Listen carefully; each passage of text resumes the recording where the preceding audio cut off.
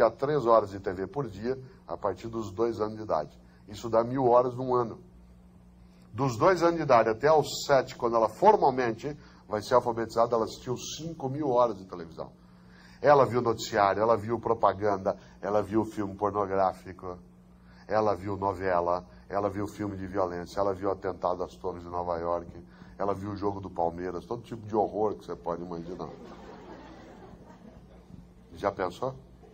Depois dela ter assistido 5.000 horas de televisão, ela sentou no primeiro dia de aula ali, e nós, professores, começamos a aula dizendo assim: a pata nada. A pata nada. Quase que elas levantam e falam: leve-me ao seu líder. Né? O mundo dessas crianças é um mundo complexo. Que tipo de modelo se terá? O que vai ser quando crescer? Vivem perguntando em redor. Que é ser? É ter um corpo, um jeito, um nome? Tenho os 3 e sou. Tenho de mudar quando crescer? Usar outro nome, corpo e jeito? Ou a gente só principia a ser quando cresce? É terrível ser? Dói? É bom? É triste ser. Pronunciado tão depressa e cabe tantas coisas.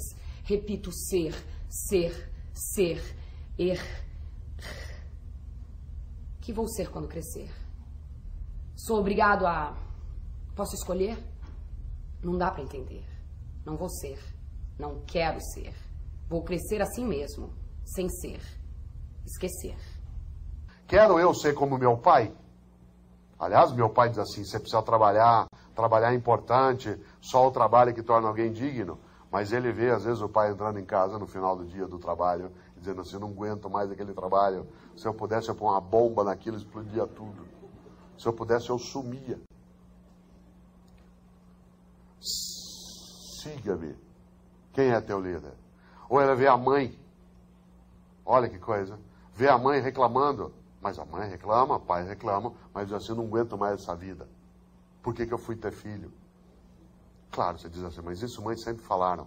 É que mães às vezes falavam isso, mas vez ou outra até conviviam conosco, assim como alguns pais. Mas isso hoje, falado em alguns momentos específicos, parece que você vai carregar toda aquela força. Como é que era a sala da minha casa há 35 anos? E eu não vou falar isso para a gente voltar ao passado. Eu vou falar isso apenas e tão somente para a gente ver alguma coisa que se perdeu. Como é que era a sala da minha casa em Londrina, que é a cidade onde eu nasci, embora eu moro em São Paulo, há 35 anos. Era assim, ó. Aqui tinha uma mesa com cadeiras em volta, se essa aqui fosse a planta baixa.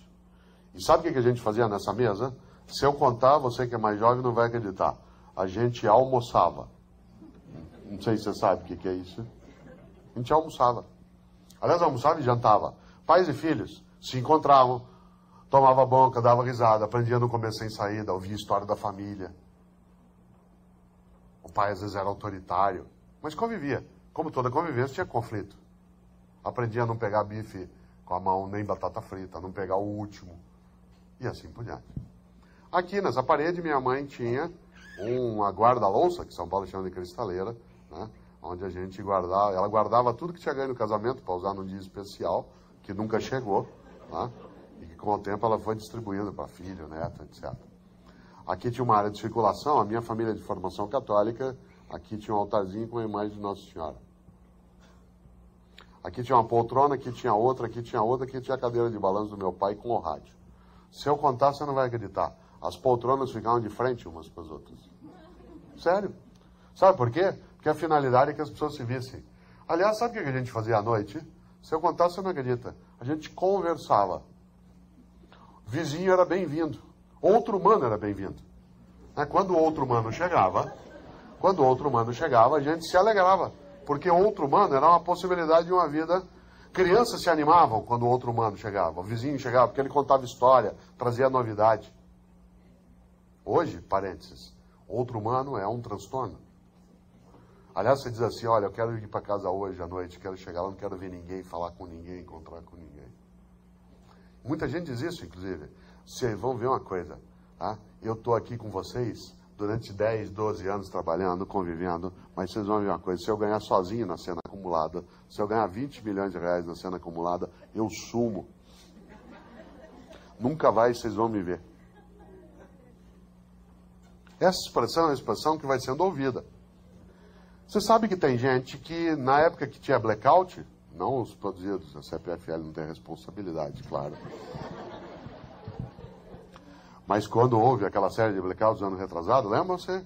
Né, pelo país afora, quando as estruturas desligavam, teve família que entrou em pânico, porque não sabia o que fazer à noite. Não sabia, porque toda a relação é mediada por eletricidade. E de repente, você tinha essa circunstância, os filhos viraram assim e falaram, mãe, não tem luz, o que nós vamos fazer? Ah, vamos dormir. E aí lá vão 5, 6 humanos, cada um com história, desejo, projeto, sonho, cada um com possibilidade de cantar um pouco para o outro, fazer uma poesia, contar uma história, dar risada, e vão dormir. Um dia, há 35 anos, numa sexta-feira, no fim da tarde, meu pai chegou e tocou a buzina do Jeep. No Paraná se usava Jeep naquela época. E quando ele tocou a buzina do Jeep, nós fizemos o que a gente fazia todos os dias. A gente corria para abraçá-lo, os filhos. Aliás, houve uma época na história humana que quando os pais chegavam, os filhos corriam na direção dos pais. Certo? É sério. E nós corremos para abraçá-lo. Com qual finalidade? Porque a gente tinha um sentimento de gratidão. Primeiro corria para abraçar e depois reclamavam de um outro irmão. Mas a gente corria porque a gente tinha um sentimento de gratidão. Que vinha da onde?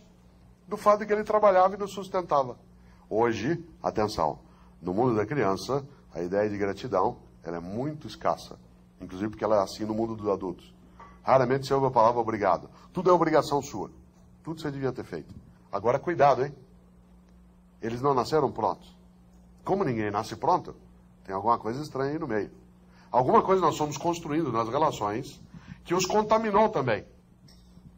E essa contaminação se deu na ideia de que você é um servidor. Aliás, em breve, as relações pais e filhos podem ser mediadas também pelo Código do Consumidor. Certo? Prestação de serviço. Contrato de prestação de serviço. Olha que coisa estranha. Nesse dia ele chegou, e quando ele chegou dentro tinha uma caixa grande no carro, no Jeep, que ele trouxe e pôs aqui em cima. E ao colocar a caixa ali, quando ele abriu, o que tinha dentro? Uma TV Telefunken, preto e branco, a válvula, com os pezinhos de madeira.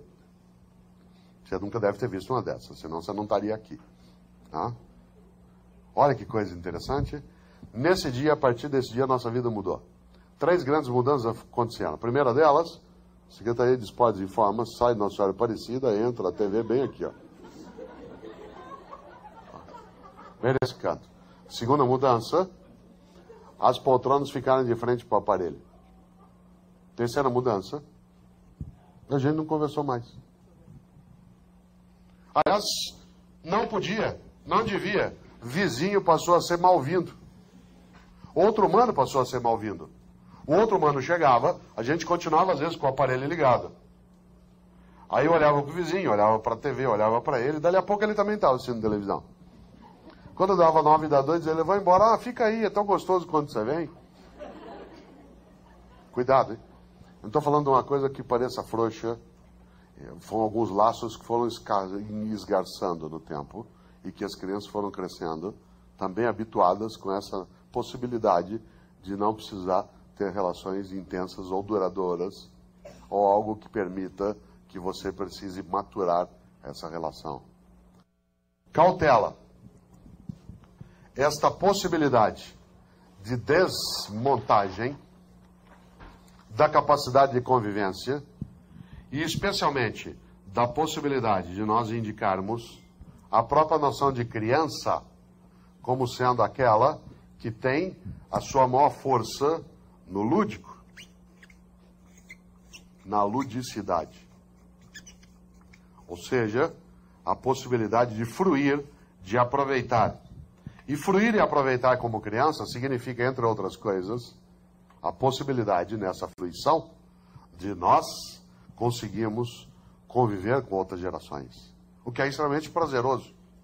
A possibilidade, entre outras coisas, de perceber que não se pode colocar o número de obrigações que hoje se coloca, por exemplo, para as crianças de camada média, como as nossas. Há crianças, e vocês sabem, que têm uma agenda semanal superior, quase às vezes, de um executivo.